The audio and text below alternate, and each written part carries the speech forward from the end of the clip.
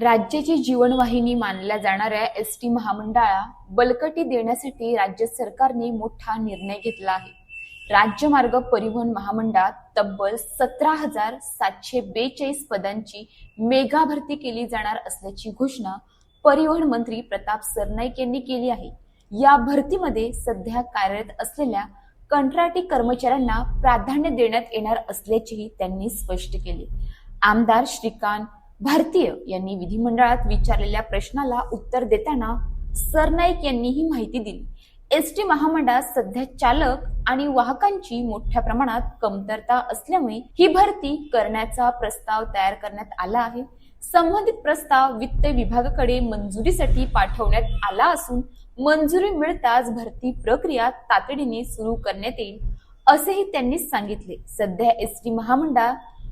ST महामंडळ तोट्यात असले तरी त्याला नफ्यात आणण्यासाठी सरकारकडून विविध उपाययोजना राबवण्यात येत आहेत. त्याचाच भाग म्हणून दरवर्षी 5,000 नवीन बस खरेदी करण्याचा निर्णय घेण्यात आला आहे. त्यापैकी 3,000 बसेस खरेदीची निविदा प्रक्रिया पूर्ण झाली असून टाटा मोटर्स कंपनीला 2,100 बस पुरवण्याचे आदेश देण्यात आले आहेत.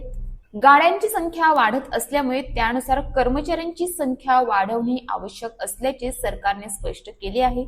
2022 मधील एसटी कर्मचाऱ्यांच्या संपाच्या काळात प्रवाशांची गैरसोय टाळण्यासाठी 2,125 चालकांची कंत्राटी पद्धतीने नियुक्ती करण्यात आली होती. आता होणाऱ्या कायमस्वरूपी भरतीमध्ये या कंत्राटी कर्मचाऱ्यांच्या अनुभवाचा विचार करून त्यांना प्राधान्य दिले जाणार आहे. या निर्णयामुळे अनेक वर्षांपासून कंत्राटी तत्वावर काम करणाऱ्या तरुणांना कायमस्वरूपी सरकारी नोकरीची मोठी संधी उपलब्ध होणार आहे.